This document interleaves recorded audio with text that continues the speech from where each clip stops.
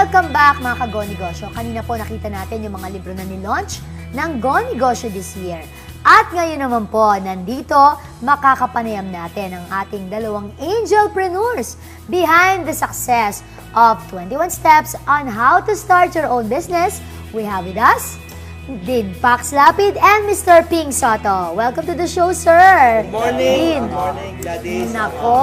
Naku, salamat. Despite your busy schedule, ayan, naimbitahan namin kayo dito. Good to be here. Diba? Sa Good to aming be here. stage. Yun nga. So, first question ko po, no, Sir and Dean, ano, what was it like writing the book?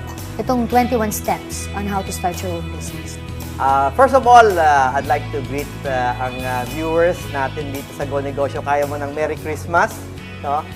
Yung question ni Gladys on ano ba ang challenge na nagawa namin ni Sir Ping nung inumpisa namin.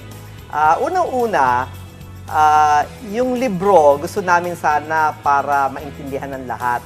And ang kahirapan sa paggawa ng libro paano namin magiging inspirational at saka entrepreneurial at the same time. Yun yung challenge sa amin. Yeah, kasi nung naimbitahan ako ni Dean Pax, naupo muna kami, tinanong namin, what would make it different from the other business books? No? So, kadalasan kasi, ang mga nababasa nating libro, diretso ka agad sa negosyo. May nagkukulang na napakalaking bahagi ng proseso, which is the self. No? Karamitan kasi, gumagaya lang tayo kung ano na yung nandyan sa merkado and then pipilitin natin yung sarili natin maging successful kagaya ng mga existing businesses. No? Nakakalimutang itanong sa sarili, saan ba ako magaling na enjoy ako? Kasi kadalasan, ang mga successful na negosyo, nagbumula sa puso And yung pera, kasunod lang. Meron kang gagawin ganito dahil enjoy ka. Tapos meron palang people are willing to pay good money for the stuff that you do. So, mula sa puso, ginawa, nagkaroon ng pera. Yun ang negosyo. Kaya doon kami nag-umpisa. Kaya 777 ito, no? Nag-umpisa sa... Ayan. 777. Yung 77, Gladys, dinala ko yung actual manuscript namin nung diba? umpisa namin. February Sir, hindi ka 2008. No? sige. Talagang lang, master self, master opportunity, at saka master setup. Doon namin inumpisahan para buong-buo paano makapag-umpisa kahit sino man ng pagninegosyo. Bata man, matanda, housewife man or professional, nag-uumpisa ka pa lang, nakagagraduate mo o retiree na. So, yung master self, master opportunity na pito rin, at saka master setup na pito rin, kaya 777, nabuo yung 21 steps. Pero sir, do you plan to write more negosyo books in the future aside from, syempre, itong 21 steps?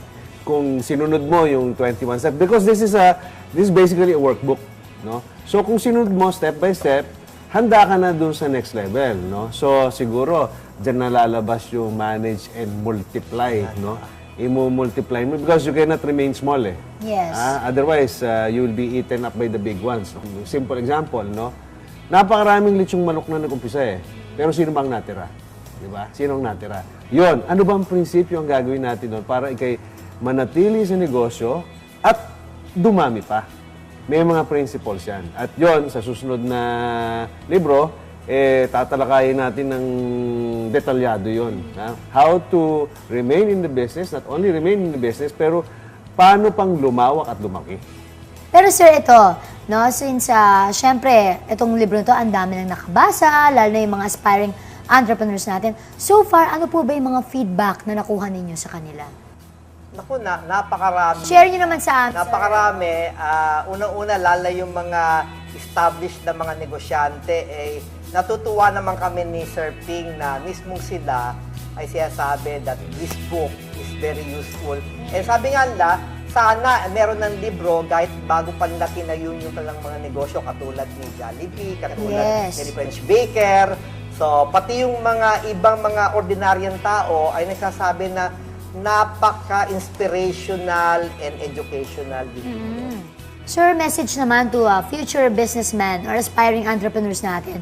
Especially yung mga youngpreneurs, yun yung mga gusto makakuha ng advice mula sa inyo. Ang advice natin, lalo na sa mga kabataan, do not be afraid. Huwag po kayong matakot na to go into business kasi yun ang kauna-unahan.